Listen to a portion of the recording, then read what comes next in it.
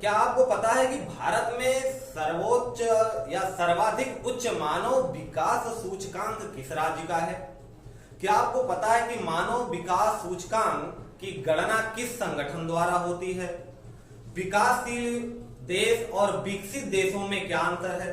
तो इन सारे सवालों का जवाब हमारा मिलेगा अर्थशास्त्र का, जो हम अध्ययन कर रहे हैं अध्याय 1 विकास डेवलपमेंट के चैप्टर से, और यह है क्लास 10th का पहला चैप्टर, इकोनॉमिक का पहला चैप्टर डेवलपमेंट। ठीक है, तो इसमें हम बात करेंगे अर्थशास्त्र की। अर्थशास्त्र होता क्या है? तो एक ऐसा ढांचा जिसके अंतर्गत लोगों की आर्थिक क्रियाओं का अध्ययन किया जाता है, वो क्या कहलाती है भाई? अर्थव्यवस्था कहलाती है। शास्त्र और व्यवस्था, शास्त्र क्या है? पूरा का पूरा ग्रंथ लिखा गया है अर्थव्यवस्था को चलाने के लिए, इकोनॉमी को चलाने के लिए। हम डेवलपमेंट की बात कर रहे हैं, तो पहले ये समझ लेते हैं कि अर्थव्यवस्था क्या होती है। ठीक है, तो एक ऐसा ढांचा जिसके अंतर्गत लोगों के आर्थिक क्रियाकलापों का अध्ययन किया जाता है, हमारा अर्थव्यवस्था कहलाता है। ठीक है, अब आर्थिक विकास क्या है? तो आर्थिक विकास एक ऐसी प्रक्रिया है जिसके द्वारा एक अर्थव्यवस्था की वास्तविक प्रति व्यक्ति आय दीर्घ काल में बढ़ाई जाए। क्या मतलब हुआ इसका? भाई विकास करना है हमें, यानी विकास में क्या होगा कि आय दर, इनकम को बढ़ाया जाए, ऐसा विकास। अब प्रति व्यक्ति आय कैसे निकाली जाती है भाई? प्रति व्यक्ति को आय को कहते हैं पीसीआई, या इसी को कहते हैं औसत आय, और इसका निकालने का फॉर्मूला है कुल राष्ट्रीय आय अपॉन में कुल जनसंख्या। जितना, अगर भारत के राष्ट्रीय प्रति व्यक्ति औसत आय की बात की जाए तो भारत का पूरा इकोनॉमिक कितना है और भारत की जनसंख्या कितनी है, इनका रेशियो ही क्या कहलाएगा? प्रति व्यक्ति आय या औसत आय कहलाएगी। ठीक है बात? अच्छा, लोगों का लक्ष्य क्या होता है?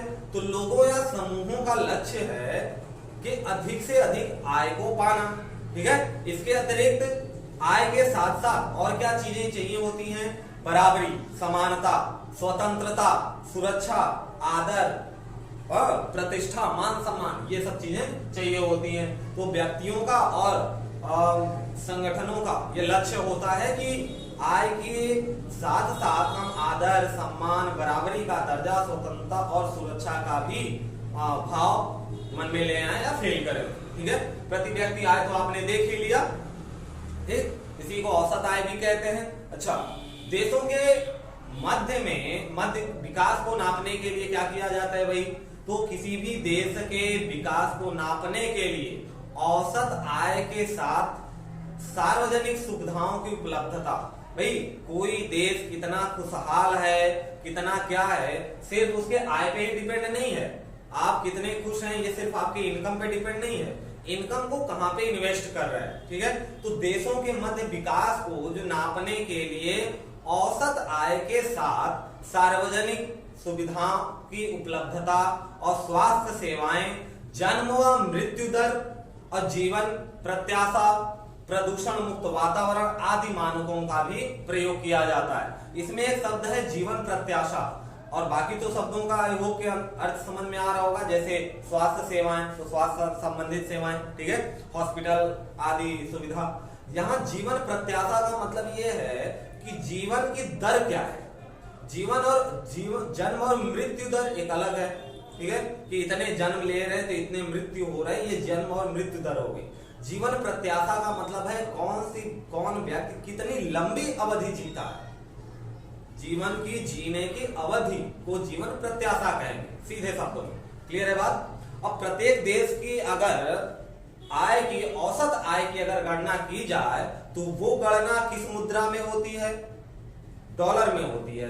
पूरे विश्व की अगर इकोनॉमी को देखा जाए तो हर एक कंट्री, हम अपनी ही कंट्री की बात कर लें, हम जो भी कोई चीजें इंपोर्ट करते हैं, आयात करते हैं भारत से, ठीक है, हम मींस दैट आप सब पूरे भारतवासी, तो बाहर से कोई भी चीज आती है तो उसका जो इकोनॉमिक है, जो करेंसी हम देते हैं, किसमें देते हैं? डॉलर में। जैसे ऑयल की बात कर लीजिए तो बैरल में आता है और डॉलर में हम उसका पेमेंट करते हैं। ठीक है, एक्सचेंज हो जाता है रुपीज डॉलर में। ठीक, और इसमें हमने बात की थी शुरू में कि मानव विकास सूचकांक क्या होती है। मानव विकास सूचकांक क्या होता है? तो जैसा हमने बात किया आय के साथ साथ दूसरी सुविधाएं भी, ठीक है, तो हम कह सकते हैं कि आय व अन्य कारकों की समाकेतिक सूची, आय और अन्य कारकों की समाकेतिक सूची जिसके आधार पर किसी देश को उसकी गुणवत्ता के आधार पर वर्गीकरण किया जाता है, ठीक है, गुणवत्ता के आधार पर वर्गीकरण किया जाता है, उसी को हम कहते हैं मानव विकास सूचकांक। और जैसा कि हमने शुरुआत में सवाल किया था कि सबसे कौन सा राज्य है जो मानव विकास सूचकांक के सर्वोच्च पे है, तो उस राज्य का नाम है कौन? क्या? केरल। राज्य का क्या नाम है भाई? केरल। तो मानव विकास सूचकांक की गणना यूएनडीपी के द्वारा किया जाता है।